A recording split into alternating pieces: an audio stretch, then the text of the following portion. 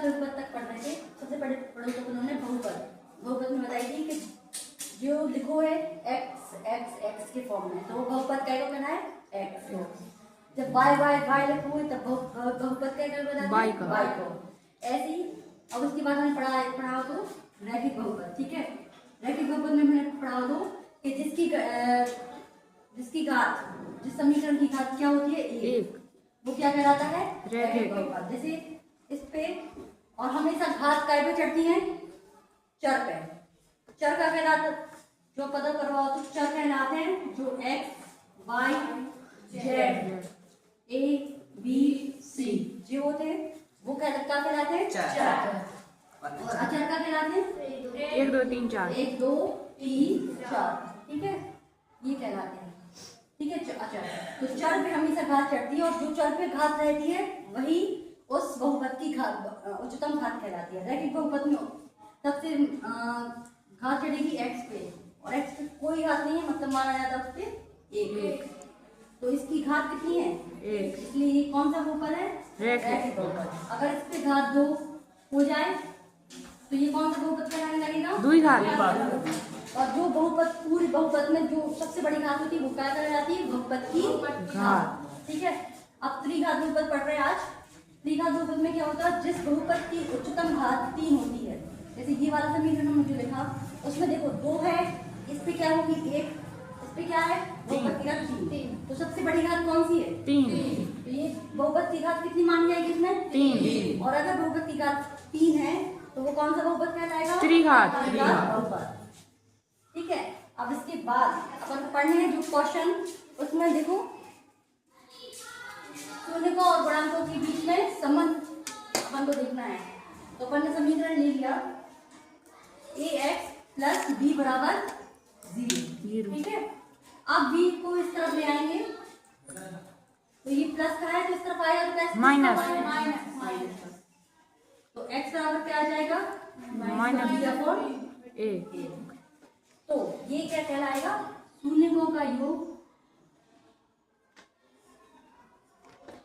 योगफल।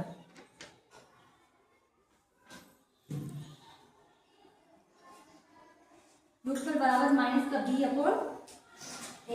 ठीक है, तो ये एक सूत्र होता है शून्यों का योगफल बराबर माइनस का b/a। ठीक है, बंद कर दो। अरे यार काम स्टार्ट कर दिया। देखो अपने का दो का एक क्लियर है पहले एग्जांपल में x² प्लस 7x, शांति से सुनो, 7x प्लस 10। ठीक है, पॉज करो। देखो गुणांक मतलब क्या हो, सबसे पहले गुणांक मतलब होता है जौन से उस संख्या को गुणा हुआ है। ठीक है, गुणांक मतलब गुणांक। अगर हम इधर मान लो कि 4 लिखो, ठीक है, 4x² प्लस 7x प्लस 10। ठीक है, तो जो x की घात 2 जो हमने x को कहा हमको बिना क्या ही आता है चार में क्या को गुणा है अचर। कितनी कौन से अचर को 4। तो x को गुणांक का क्या कहना लगे 4 क्या कहना लगे 4। तो अगर हम बोले कि x को गुणांक का है 4। ठीक है, जौन संख्या से उसको गुणा हुआ है, जौन भी संख्या में उस चीज को गुणा हुआ है, दो संख्या में अगर गुणा हो रहा है 4x², तो 4 क्या को गुणा कहा है x²। अगर x को 7 में गुणा हुआ है तो x को गुणांक का कहना है 7 जी को उस संख्या में गुणा हुआ है। ठीक है, तो अगर हम देखें तो x² को गुणांक का है 4 है, x को गुणांक का है 7 और अचर को गुणांक का है 10। कुछ नहीं है, कुछ भी है दो संख्या में गुणा। ठीक है, तो अचर का कहना है 10। ठीक है, जैसा ही बोली थी अचर पद। ठीक है, अचर पद का कहना लगे 10। ठीक है, तो अगर अब हमें निकालना है अगर शून्यों का योग और शून्यों का गुणनफल, तो शून्यों का योग निकालने हैं।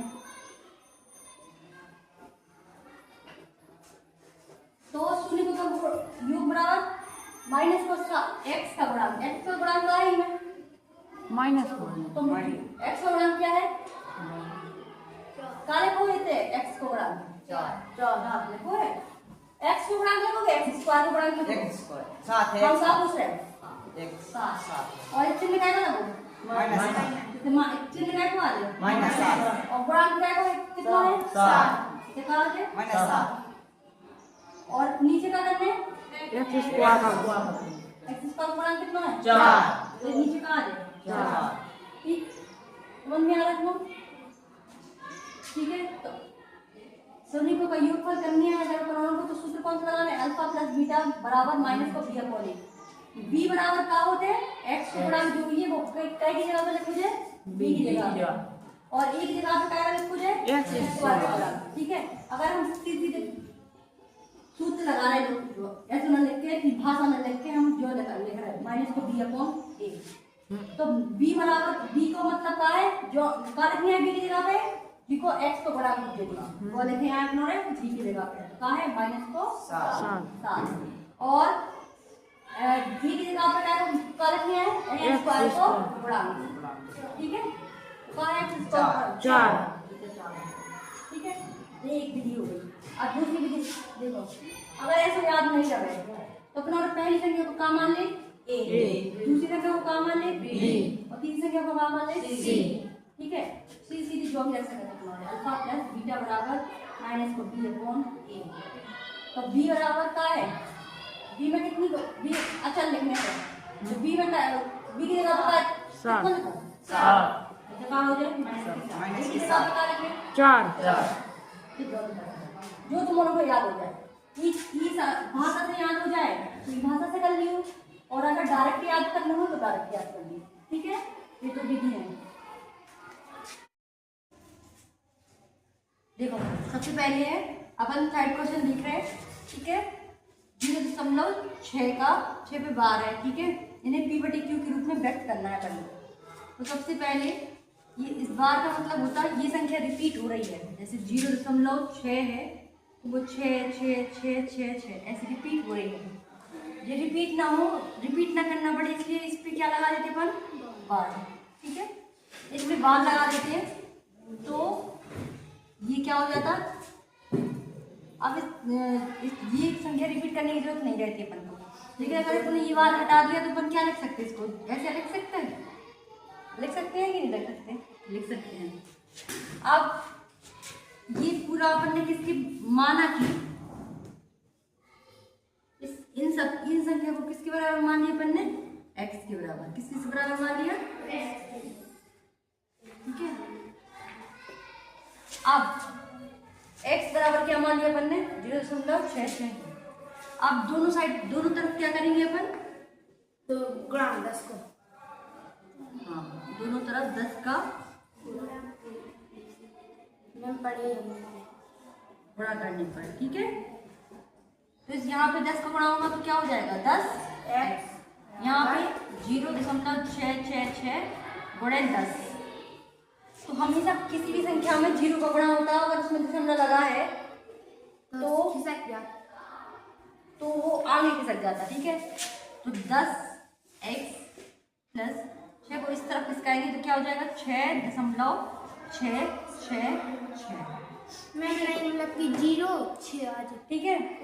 फिर उसके बाद क्या होगा अब इसको क्या लिख सकते हैं अपन 6.6 को क्या लिख सकते हैं अपन 0 6 को अलग कर लेंगे और अगर 6 इसमें से निकाल लिया तो क्या बचा यहाँ पे 0 तो प्लस में लिख के 0.666 इसको कैसे लिख लेंगे अपन 6 प्लस 0.666 ठीक है।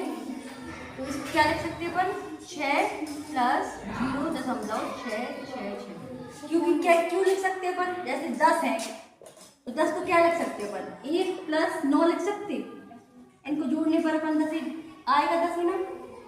अगर अपन के पास 12 आए तो इसको क्या लिख सकते अपन 10 प्लस 2 लिख सकते कि नहीं लिख सकते। ऐसे ही 6.666 को अपन ने क्या लिख दिया 6 प्लस 0.666 अगर इन सबको प्लस करेंगे तो 0 से 6 प्लस होगा तो 6.666 इसका आंसर आ जाएगा। इसलिए अपन इसको क्या लिख सकते हैं 6 प्लस 0.666। ठीक है, यहाँ पे क्या आ जाएगा 10x। अब इसके बराबर अपन ने क्या माना था, यहाँ पे क्या माना था, तो इसकी जगह पे 6 की जगह पे 6 लिख देंगे और इसकी जगह पे अपन क्या लिख सकते हैं, x लिख सकते कि नहीं लिख सकते। ठीक है, आप इस x को इस तरफ ले जाएंगे 10x, ये प्लस का इस तरफ जाएगा तो किसका हो जाएगा, और यहाँ इस तरफ भी क्या बचेगा, 10 में से x गए तो 10 में से, अब यहाँ पे अगर किसी अंक की चर, अच्छा जानते हैं चर क्या कहलाते हैं, x y z a b c d क्या कहलाते हैं, चर, और अचर क्या कहलाते हैं, जो संख्याएं होती है वो क्या कहलाते हैं, जैसे कि 1 2 3 4 जितने तक भी संख्याएं होती वो क्या कहलाते हैं, अचर, और जो x y z a b c d होता है वो क्या कहलाता है, अचर। तो जब x की आगे कोई अचर संख्या ना लिखी हो तो क्या माना जाता, 1, क्या माना जाता, 1। 10 में से 1 घटाएंगे तो क्या हो जाएगा, बराबर 6। x का मान 9 अगर बड़ा में हो तो इस तरफ आएंगे तो क्या हो जाएगा, 6/9। अब इसको 3 से काटो, 3 दूनी 6, 3 3 का 9, x बराबर कितना आ गया, 2/2।